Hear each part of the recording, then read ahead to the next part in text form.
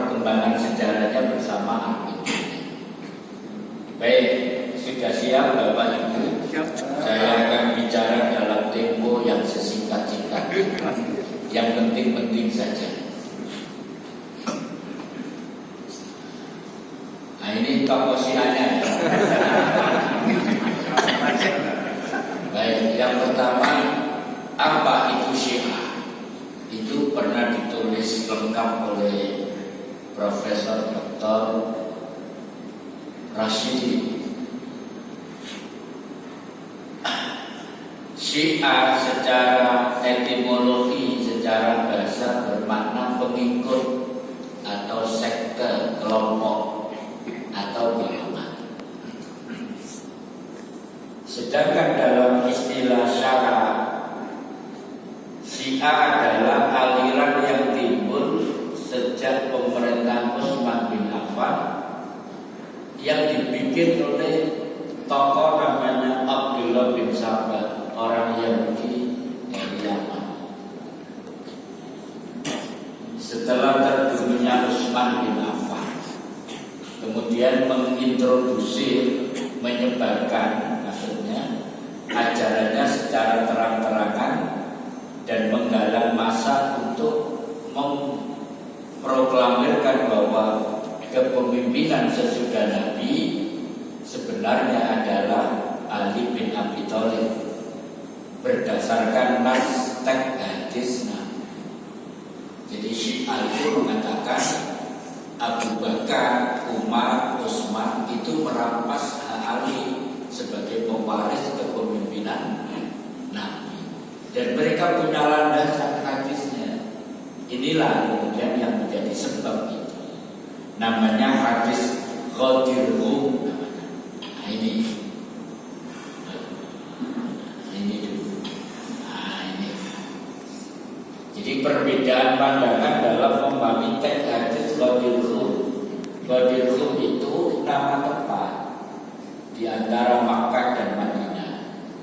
Dari Ghadir Rum ke Madinah itu jaraknya 190 km.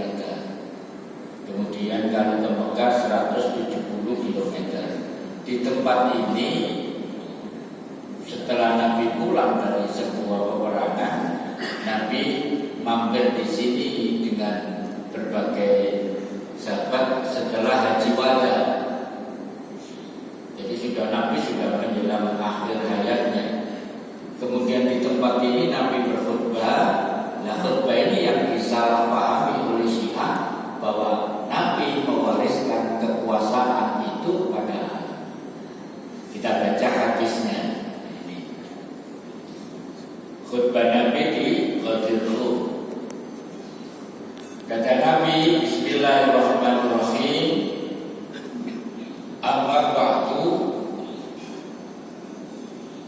ala ayyuhan nas fa innama ana basyarun yusiku ayyatiya rasul. Wahai seluruh manusia, sesungguhnya aku adalah manusia biasa yang diutus oleh Tuhanku, Rasul.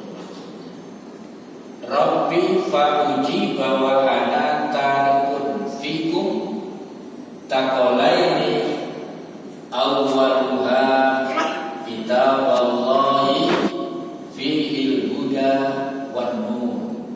Akan datang memanggilku dan aku akan menjawab panggilannya. Panggilan Tuhan maksudnya. Aku tinggalkan pada kalian dua perkara yang berat. Sakolai itu dua perkara yang berat. Yang pertama Al-Quran kitabullah. Fihi, di dalamnya ada petunjuk dan cahaya. Fakhudhu bi kitabillahi wastamsiku bihi wa ahlul baiti. Ambillah isi kitab Allah itu dan peganglah erat-erat dan ahlul baitku. Nah ahlul bait nanti ini menimbulkan perbedaan pandangan yang tajam.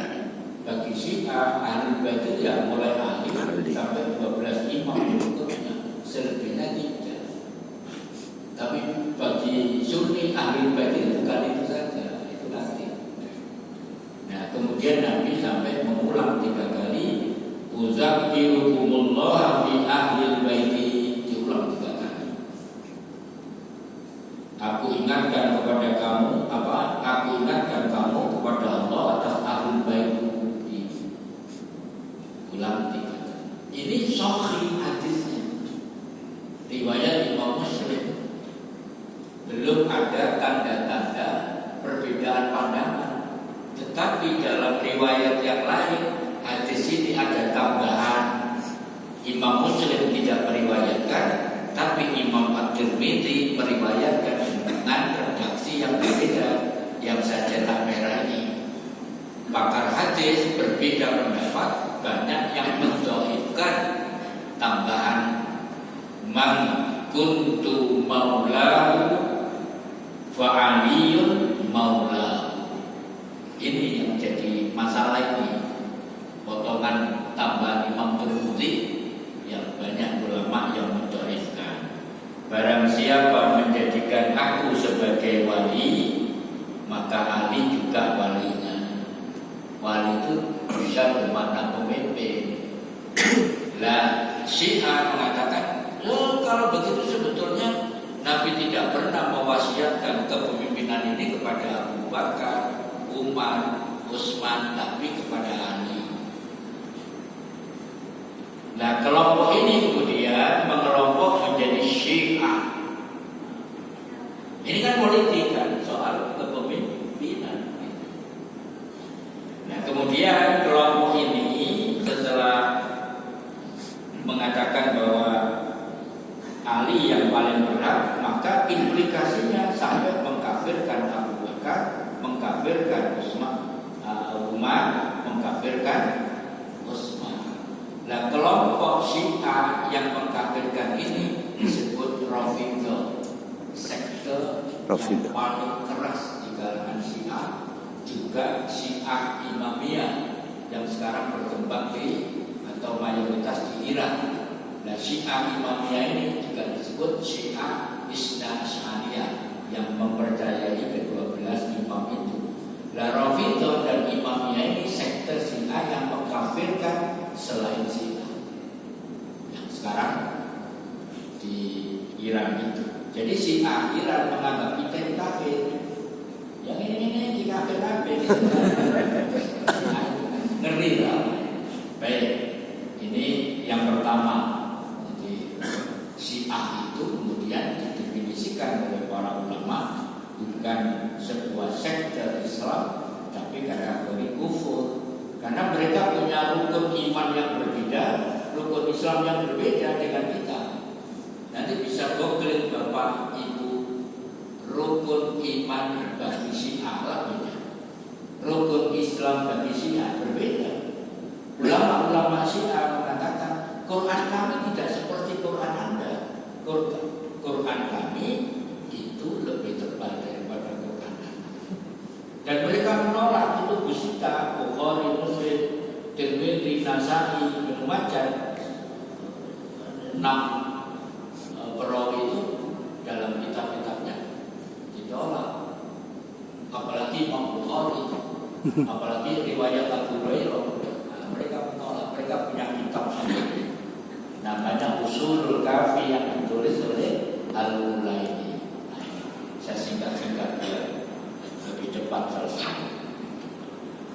Perbedaan Syiah dan Ahlussunnah itu ada seminar nasional mengapa kita menolak Syiah, bisa dibaca.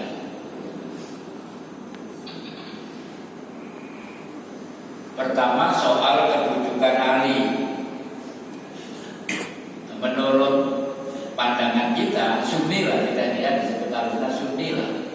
Ali itu kan khalifah keempat dari Khulafaur Rasyidin.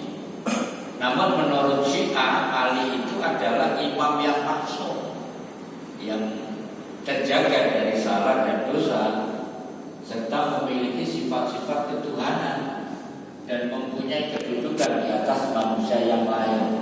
Itu dalam kitab tadi Ushulul Kafi.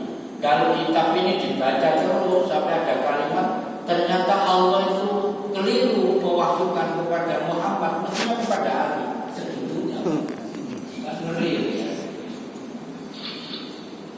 Coba baca cepat saja karena agak panjang. Itu ada buku bisa dibaca, Semangtuh.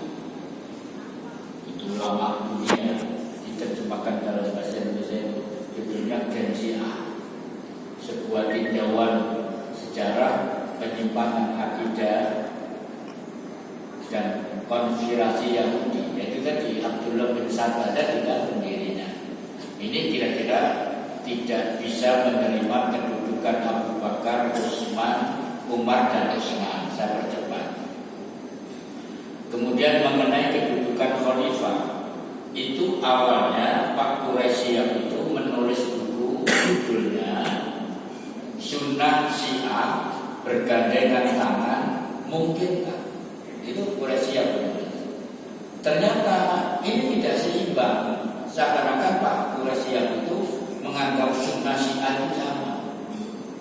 Maka buku ini kemudian dibantah oleh anak-anak muda di pesantren Sidodiri. Sidodiri itu punya tradisi literasi yang luar biasa di antara pesantren-pesantren. Anak-anak muda tapi etos membacanya kuat. Kita mungkin kalah. Akhirnya dia kemudian menulis buku jawaban terhadap Pak Quraisyah, mungkinkah Sunnah Syiah dalam ukhuwah? Jawaban atas buku Dr. Quraisyah. Makanya kemarin sempat Pak Quraisyah itu diragukan, gitu ya. Tapi saya tidak sebutan karena dosa. Baik, ini sekedar info. Nah, ini Pak, ini terjadi di Iran. Imam adalah orang suci. Barang siapa makan kotorannya, dia dijamin masuk surga. Segitunya. Yang ditalak itu kotorannya imam itu dikelilingkan, terus dibilang dimakan dikit loh. Ya pernah dicoba lagi. Segitunya masalah. Kan konyol loh. Karena ya sangat mengkultuskan imam itu jadi seperti itu.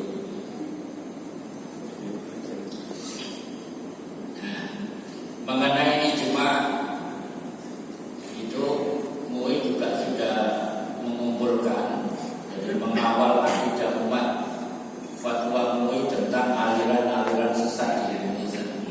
Nah, Syiah itu masuk. Menurut pandangan Islam Sunni, ijma ulama sebagai sumber hukum ketiga setelah Al-Quran dan hadis. Ijma itu seperti yang sekarang itu sedang viral tentang son horeg. Ada pengusaha son horeg di sini. Jadi ada seorang ulama dari pesantren Besu di Papua, namanya Kiai Haji Muhid. Itu kata Gus Kausar, ini singanya Bajul Masamil. Nah, Bajul Masamil itu ulama berkumpul untuk melakukan istinbat hukum terhadap perkembangan zaman ini. Ini namanya ijma. Muhammadiyah punya forum ijma juga, namanya himpunan atau majelis tarjih. Orang-orang ulama-ulama Muhammadiyah berkumpul, kemudian sampai ada ijtihad mengharamkan rokok. Itu ijma. Syiah nggak mau ijma gitu. Seperti ini saya juga gitu.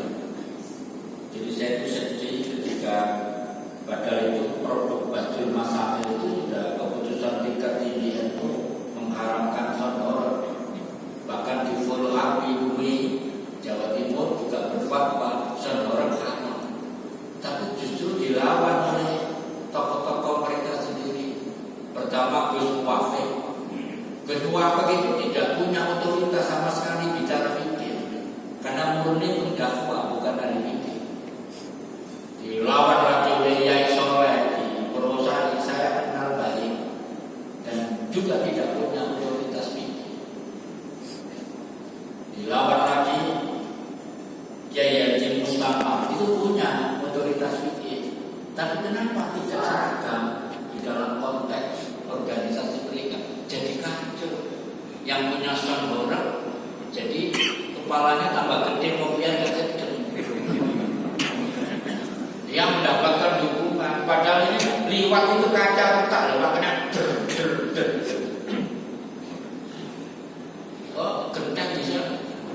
sampai jembatan bisa dipotong kalau ini Pak. Jadi artinya mafsadatnya, mudaratnya lebih besar daripada manfaatnya. Dari situ muncul istinbat. Kalau mafsadatnya lebih banyak daripada maslahatnya, ya haram. Itu gampang lah melakukan itu, jelas ini haram lah kalau saya juga itu. Nggak tahu nanti kalau pengusaha contoh orang ke rumah saya bawa uang satu kok, mungkin saya beda lagi mana bisa jadi. Baik, ini sekedarnya saja. Mengenai hadis, menurut pandangan Sunni, Islam Sunni, hadis itu sumber hukum kedua setelah Al-Quran, ya kan? Sebuah hadis dapat diterima bila diriwayatkan orang yang sikoh, adil, apapun golongannya. Makanya banyak perawi, Bukhari, Muslim, dan sebagainya. Sedangkan menurut pemahaman Syiah, sebuah hadis dapat diterima bila hadis itu diriwayatkan oleh ulama Syiah. Masalahnya ijtihad sama, mereka juga menolak ijtihad. Yang penting ini Pak, mungkin sampai agak tertarik kalau mau saya mengenai nikah mut'ah. Nikah mut'ah itu kawin kontrak. Di dalam Islam melarang nikah mut'ah itu, tapi pernah diperbolehkan. Ini langsung ke hadis ya. Saya tadi dapat pesan ceramahnya nggak banyak-banyak. Saya juga ditunggu nanti jam 6 harus sampai di Empomal. Nanti bisa dilanjutkan. Ini ada seorang ulama dari Indonesia. Ini mertuanya Gus Kausa. Namanya Abdul Hamid bin Ahmad Baidowi. Tidak almarhum. Dulu ini aktivis partai P3. Menulis buku At-Tafsiratu Minal Quran wa Sunnah fi Raddi ala Rafidus Syi'atu haula nikah fil mut'ah. Kalau diterjemahkan penjelasan Al-Quran dan hadis berkaitan dengan Syiah Rafidah tentang ajaran nikah mut'ah. Jadi nikah mut'ah itu pernah diperbolehkan. Kata Nabi, ya ayyuhan nas inni qad kuntu adintu lakum fil istimta'i minan nisa. Wahai sekalian manusia, sebelumnya aku telah mengizinkan kalian melakukan mut'ah dengan wanita. Nikah yang dibatasi waktu, yang disebut nikah kawin kontrak. Wa innallaha qad harrama dzalika ila yaumil qiyamah. Sesungguhnya, maksudnya kemudian Allah mengharamkannya sampai hari kiamat. Faman kana indahu minhunna syai'un falyukhlis sabilahu wa la ta'khudhu mimma ataytumuhunna syai'an. Barang siapa yang mempunyai sesuatu pada mereka, maksudnya mahar yang sudah terlanjur diberikan pada wanita yang dimut'ah itu, maka biarkanlah, jangan ambil sedikit pun dari apa yang telah diberikan. Nah, hadis kedua ini penjelasan hadis pertama. An Salamah bin Aqwa radhiyallahu anhu, dari Salamah bin Aqwa radhiyallahu anhu, dia berkata, rakhasa Rasulullah sallallahu alaihi wasallam ama autas fil mut'ati salasata ayyamin summa naha. Jadi Rasulullah telah memberikan keringanan dalam mut'ah selama 3 hari pada masa perang Autos, perang Hunain. Kemudian beliau melarang kami. Jadi Anda dikasih rukhsah nikah 3 hari. Kenapa? Apa asbab berwurudnya? ini kondisi perang dalam waktu yang cukup lama, sehingga laki-laki ini, pasukan-pasukan ini itu muncul syair-syair merindukan istrinya, merindukan asmaranya gitu. Kemudian Nabi menangkap bahwa ini butuh penyaluran biologisnya, tapi nggak mungkin bisa pulang gitu loh. Nah kemudian diperbolehkan nikah mut'ah, tapi sekali itu saja dalam sepanjang Nabi menjadi Rasul, sepanjang itu sekali itu saja, yaitu waktunya 3 hari saja, kemudian diharamkan. Sehingga kemudian faktor-faktor ini diterjemahkan oleh Sayyidina Umar ketika menjadi khalifah. Sayyidina Umar itu ahli fikih. Bahkan dia usul kepada Nabi 3 kali persis turun Al-Quran. Kemudian Sayyidina Umar meriset. Pertama anaknya, wahai siapa anaknya? Fatimah. Istrinya Nabi. Fatimah. Istrinya Nabi yang anaknya 4 itu Fatimah. Ditanya, Hamzah kamu paling kuat tidak ketemu suami berapa bulan? Ditanya, 4 bulan. Maka gara-gara ini Umar bin Khattab kemudian membuat hukum aturan perang, pasukan dikirim hanya 4 bulan, setelah itu kembali ganti pasukan yang lain. Karena ketahanan rata-rata wanita itu 4 bulan. Aku 2 minggu sama. Makanya para kiai banyak yang nikah menjadi satu, itu kan itu. Jadi sampai dalam maklum. Nah saya ini belum, karena takdir belum turun. Kalau takdir turun apakah bisa menolak? Kan nggak bisa takdir Allah. Takdir atau hati. Saya ikut di belakang, saya harus hati-hati. Lanjut. Nah, saya baca buku ini. Jadi Sayyid Husain Al-Musawi ini orang keduanya Imam Khomeini. Kemana-mana.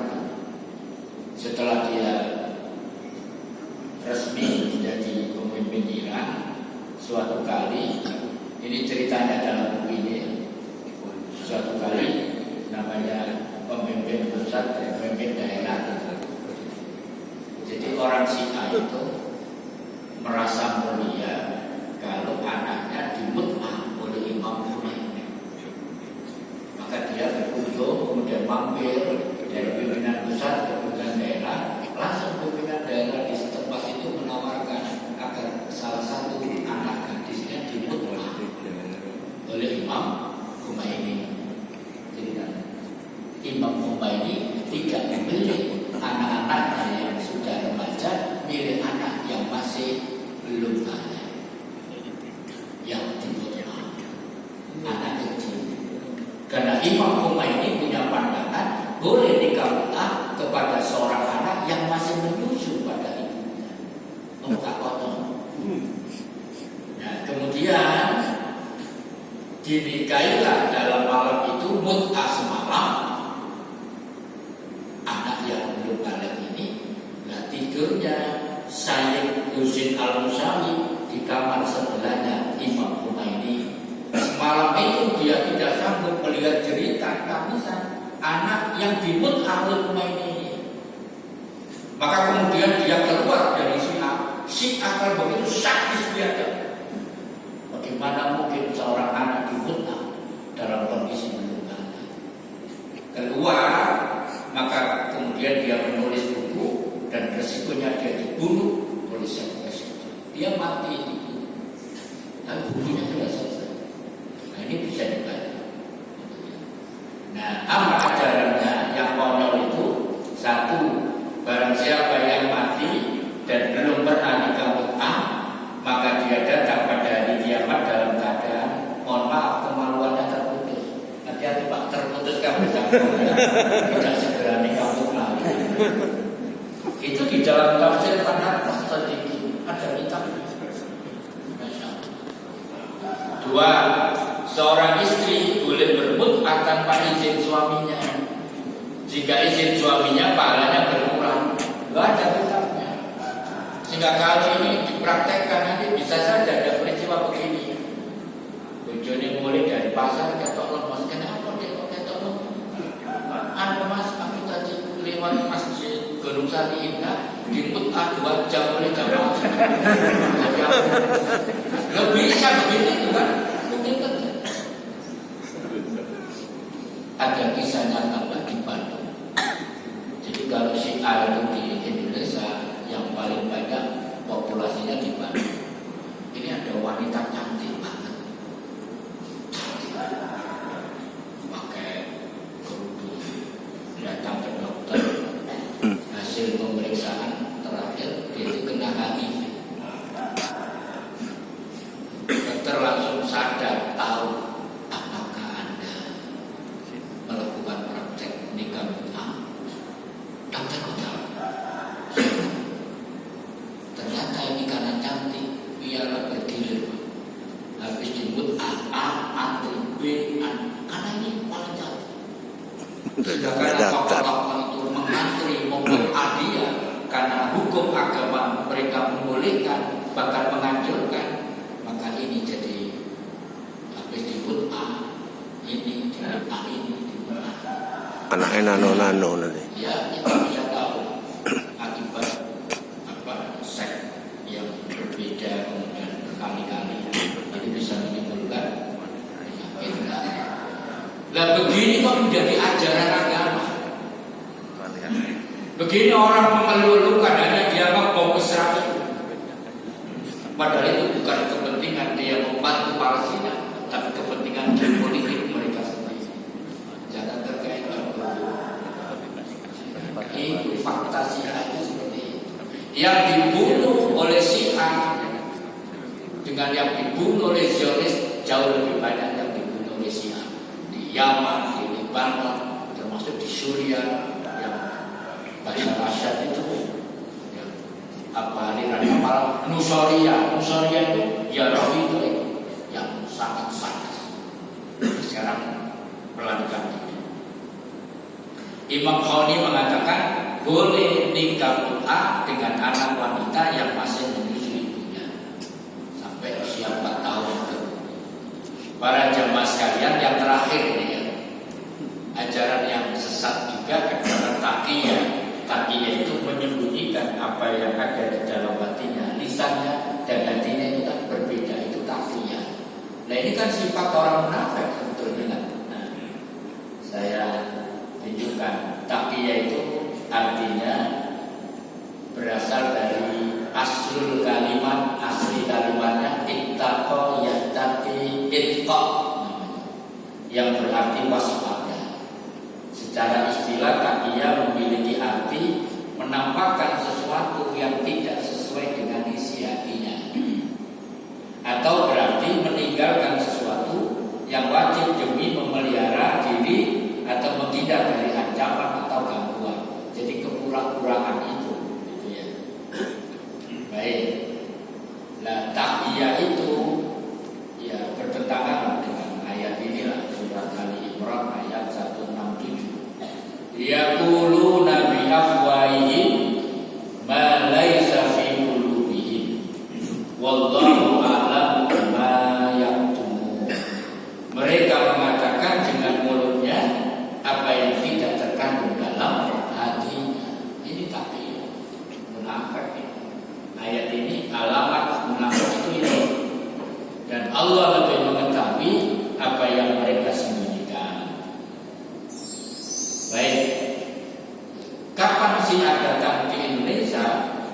Ya Syiah masuk bersama dengan ulama-ulama masuk. Dia itu ikut memboncengkan diri kepada ulama-ulama yang menyebarkan agama di Indonesia. Jadi sudah lama Syiah. Bisa dibaca, mengenal, mewaspadai penyimpangan Syiah di Indonesia. Ini majelis ulama yang menerbitkan, yang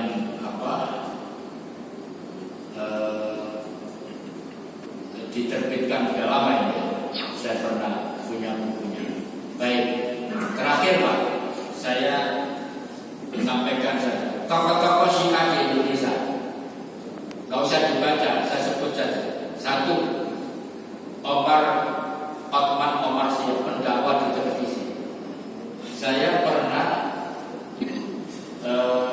datang di YAPI, pesantren Syiah di Bangil, untuk mendengarkan ceramah Maulid di saya. Beda dengan di TV, Pak. Kalau sudah di Syiah, itu sudah mengecam selain Syiah. Yang kedua, ini pengurus MUI pusat, Dr. Khalid Al-Walid. Ini yang marah-marah di Madura ketika orang Syiah diusir oleh orang-orang Madura. Nah ini Pak, tokoh sentralnya juga ini, Haidar Bakir, pengusaha yang punya penerbit Mizan. Itu Syiah. Wah ini topnya Pak.